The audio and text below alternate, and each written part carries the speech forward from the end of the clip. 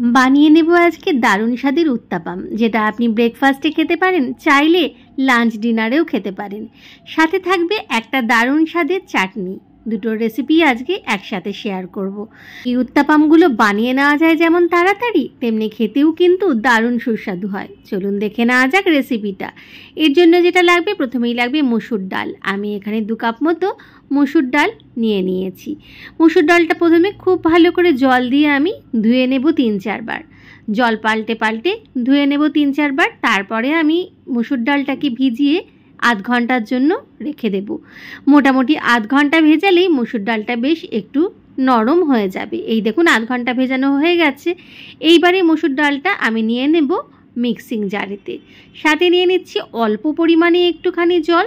দেখেইছেন নিশ্চয়ই কতটুকুনি জলের ব্যবহার করেছি। এই মসুর ডালটা নিলাম, এর সাথে কিন্তু আরও কতগুলো জিনিস আমি মেশাবো। নিয়ে নেব এখানে একটা ছোট সাইজের পেঁয়াজ, যেটা আমি একটু ছোট ছোট করে কেটে রেখেছি। সাথে নিয়েছি 4টে কাঁচা লঙ্কা, আর নেব 15-20টা রসুনের কোয়া। আর শেষকালে নেব এখানে 1 কাপ মতো সুজি। সাথে পরিমাণ মতো নুন আর একটুখানি লঙ্কার গুঁড়ো ব্যবহার করেছি। সব কিছুর একটা মিহি পেস্ট বানিয়ে নিয়েছি। এইটা এবার একটা পাত্রে আমি ঢেলে নিচ্ছি। তৈরি হয়ে গেল কিন্তু উত্তাপামের ব্যাটারটা। চাইলে এই ব্যাটারটা একটু পাতলাও করে নিতে পারেন, তাহলে সেটা হয়ে যাবে ধোসা। অপরদিকে আমি তাওয়াটা গরম করে নিয়েছি। তাওয়াতে একটুখানি তেল ব্রাশ করে দিয়েছি। তেলটা গরম হলে একটুখানি জলের ছিটে দিয়েছি। তারপরে একটা টিস্যু দিয়ে ভালো করে মুছে দিয়েছি, ঠিক যেভাবে আমরা ধোসা টোসা এইসব বানিয়ে থাকি। তারপরে ব্যাটারটা আমি 2 হাতা দিয়ে দিয়েছি, ভালো করে ছড়িয়ে দিয়েছি। গ্যাসের ফ্লেমটা এখানে আমি মিডিয়াম টু হাই ফ্লেমে রেখেছি। 2 মিনিট পরে আমি ওপরে একটুখানি সাদা তেল ব্রাশ করে দিচ্ছি। তাহলেই দেখবেন নিচ থেকে সুন্দরভাবে ছেড়ে যাবে। এই যে সুন্দরভাবে ছেড়ে যাচ্ছে। এবার আর কিছু নয়, উল্টে পাল্টে মুড়ে নিন। একটা ফোল্ড করতে পারেন, 3টে ফোল্ড করতে পারেন, এটা যা খুশি আপনার ওপর নির্ভর করছে। আমি এখানে 2টো ফোল্ড করে নিয়েছি। কোনো অসুবিধা হবে না, 2টো ফোল্ড করুন বা 3টে ফোল্ড করুন, সহজেই কিন্তু উঠে যাবে যদি তাওয়াটা ঠিকমতো গরম করে নেন। আর ওই যে দেখালাম আমি প্রসেসটা, একটুখানি জলের ছিটে দিতে হবে, তারপরে একটা টিস্যু দিয়ে মুছে নিতে হবে সবটা। তারপরে ব্যাটারটা দিতে হবে। একটা উত্তাপাম কিন্তু আমার রেডি হয়ে গেছে, আমি তুলে নিচ্ছি। একই রকমভাবে প্রসেসে আরেকটা করে দেখাচ্ছি। তাওয়াতে প্রথমে আমি সাদা তেল ব্রাশ করে দিচ্ছি ভালো করে। এই সময় কিন্তু গ্যাসের ফ্লেমটা হাইতে রেখেছি। তারপরে আমি হাতে করে নিয়ে একটু জলের ছিটে দিয়েছি। তারপরে আমি একটা টিস্যু পেপার নিয়ে ভালো করে আমি মুছে দিচ্ছি বা এক্সট্রা জলটাকে তুলে নিচ্ছি। তারপরে আমি দিয়ে দিচ্ছি এখানে 2 হাতা মতো ব্যাটারটা একটু ঘুরিয়ে ঘুরিয়ে ছড়িয়ে দিচ্ছি, ঠিক ধোসার মতো। 2 মিনিট ওই অবস্থায় রেখে দিয়ে তারপরে ওপর থেকে একটুখানি আবারও সাদা তেল ব্রাশ করে দিচ্ছি। তাহলেই দেখবেন সহজেই আস্তে আস্তে করে উঠে যাবে। এরপরে ফোল্ড করে নিয়েছি। দেখুন কত সহজে উঠে যাচ্ছে উত্তাপামগুলো।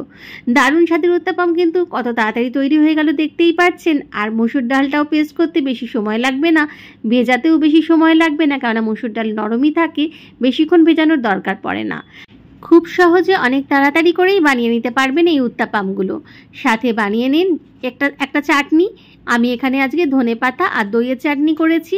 নিয়েছি ধনেপাতা, কাঁচা লঙ্কা, একটুখানি আদা, একটুখানি চিনি, একটু নুন, ব্যাস সব কিছু একটুখানি মিক্সিতে ঘুরিয়ে নিয়েছি। এরপর ফ্রাইং প্যানে সাদা তেলে একটু হিং, কালো সর্ষে ফোড়ন দিয়েছি, আর দিয়ে দিয়েছি যেটা আমি মিক্সিতে একটুখানি পেস্ট করেছিলাম সেইটা। মিহি পেস্ট করার এখানে দরকার নেই, একটুখানি গোটা গোটা রাখলেই কিন্তু ভালো লাগবে। তারপরে খুব ভালো করে মিলিয়ে মিশিয়ে নেবেন। যখন বেশ তেল ছেড়ে ছেড়ে বেরিয়ে আসবে, আস্তে আস্তে 2-3 চামচ দই একটু জল দিয়ে ফেটিয়ে নিয়ে ব্যবহার করবেন।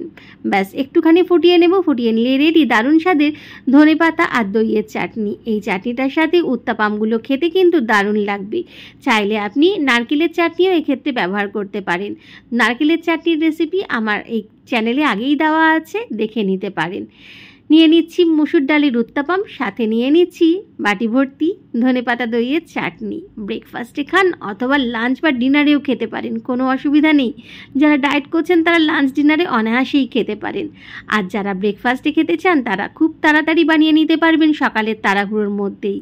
দারুণ স্বাদের একটা ব্রেকফাস্ট কিন্তু রেডি হয়ে যাবে খুবই তাড়াতাড়ি। চাইলে বাচ্চাদের টিফিনেও কিন্তু এরকম একটা রেসিপি দিয়ে দিতে পারেন, বাচ্চারা চেটে পুটে টিফিন বক্স খালি করে ফেরত আনবে। ভালো লাগলে অবশ্যই বানিয়ে দেখবেন, আর ভালো লাগলে লাইক কমেন্ট শেয়ার করতে কিন্তু ভুলবেন না।